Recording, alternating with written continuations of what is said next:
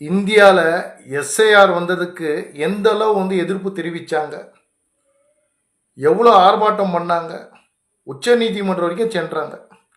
ஆனால் இன்னைக்கு தமிழ்நாட்டில் தேர்தல் ஆணையம் வெளியிட்டிருக்கிறாங்கன்னா 77 லட்சம் பேர் வாக்காளர்கள் நீக்கப்படுறதுக்கு அதிக வாய்ப்பு இருக்குது அப்படின்னு குறிப்பிட்டிருக்கிறாங்க. கிட்டத்தட்ட சென்னையில் மட்டுமே 10 லட்சம் பேர் வாக்காளர் பேர் நீக்கத்துக்கு அதிக வாய்ப்பு இருக்குதா. ஏன்னா இறந்தவங்க, இடம் மாறி போனவங்க, கண்டறியாதவங்க, இவங்கெல்லாம் இன்னைக்கு தேர்தல் ஆணையம் கொடுத்துருக்குறாங்க. உதாரணத்துக்கு அம்பத்தூரில் 68,000 பேர் கண்டறியப்படவில்லை. பேப்பர்லேயே வந்திருக்குது. அவங்க இறந்துருக்கலாம், வேற இடம் மாறி போயிருக்கலாம். தேர்தல் ஆணையம் என்ன பண்ணாங்கன்னா, அங்கீகரிக்கப்பட்ட 12 கட்சிக்கு கிட்ட இந்த இதை என்ன பண்ணாங்க, இந்த 68,000 பேருடைய லிஸ்ட்டை கையில் கொடுத்து இவங்களை நீங்கள் கண்டறிங்க அப்படின்னு சொல்லியிருக்கிறாங்க.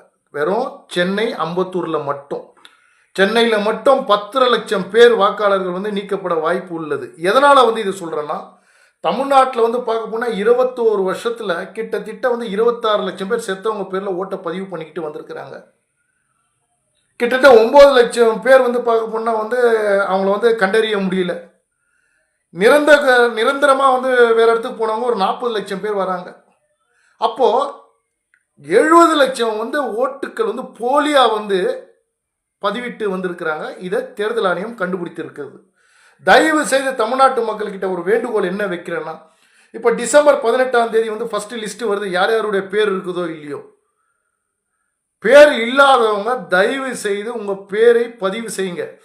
இந்த எஸ்ஐஆர் ஃபார்ம் வாங்கி இதுக்கு முன்னாடி இது தெரியல அது தெரியலன்றாங்க. இன்னைக்கு சுலபமாயிடுச்சு.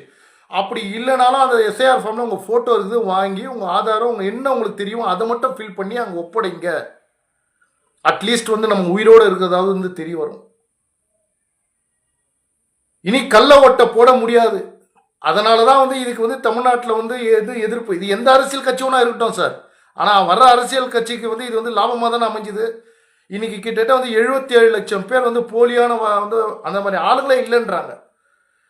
ஒவ்வொரு தொகுதியிலையும் உங்களுக்கு ஓட்டு இல்லை என்றாலும் தயவு செய்து உங்களுடைய ஓட்டளவர்கள் இல்லைன்னா உங்களுடைய கட்சியை சார்ந்தவங்ககிட்ட போய் சொல்லி என் பேர் வரலை, ஏன்னா அப்புறம் நீங்கள் இன்னைக்கு விட்டுட்டு எலெக்ஷன் நேரத்தில் என் பேர் வரல, என் பேரை நீக்கிட்டாங்க, என் பேரை தெரிஞ்சே அழிச்சிட்டாங்கன்னு புகார் சொல்லாதீங்க. இது ஜனநாயக கடமை, ஒவ்வொருத்தருடைய குடி உரிமை. நீங்கள் என்ன பண்ணனா உங்களுடைய வாக்குறுதியை என்ன சிஸ்டமில் இருக்குதா செக் பண்ணுங்க. ஏன்னா நாட்கள் இருக்கிறது. இனி போலி வாக்காளர்கள் ஓட்டு போட முடியாது. 12 மாநிலத்தில் எல்லாமே ஃபில்டர் பண்ணின்னு வராங்க. தமிழ்நாட்டில் மட்டும் 77 லட்சம் பேர் வாக்காளர் நீக்கப்படுறதுக்கு அதிக வாய்ப்பு இருக்குது. கிட்டத்தட்ட 90-93% சிஸ்டமில் அப்டேட் பண்ணிட்டாங்க. ஒருவேளை விடுபட்டவங்க யாராக இருந்தாலும் சரி, அந்தந்த கட்சி வட்டச் செயலாளரோ தொகுதியோ யாரையும் போய் சந்திச்சுட்டு இன்னும் எனக்கு ஃபார்ம் வரல, நான் இன்னும் ஃபில் பண்ணி தரலன்னு சொல்லி தயவு செய்து இப்போலேருந்தே அதுக்கு நடவடிக்கை எடுங்க. காலதாமதம் பண்ண வேண்டாம். எஸ்ஐஆர் வந்ததால் யாருக்கும் எந்த விதமான நஷ்டம் கிடையாது. எந்த அரசாங்கத்துக்கு இது எதிரானதும் கிடையாது. ஏன்னா நாளைக்கு ஆட்சி மாற்றம் ஏற்பட்டால் அது அவங்களுக்கும் ஒரு சாதகம் தான். ஸோ இந்த எஸ்ஐஆரை பற்றி இனி யாருக்கும் கவலை வேண்டாம். உங்களுடைய ஓட்டு உரிமையை நீங்கள் உறுதிப்படுத்தி கொள்ளுங்கள். மக்கள் சிந்திங்க, செயல்படுங்க. ஜெய் ஹிந்த்.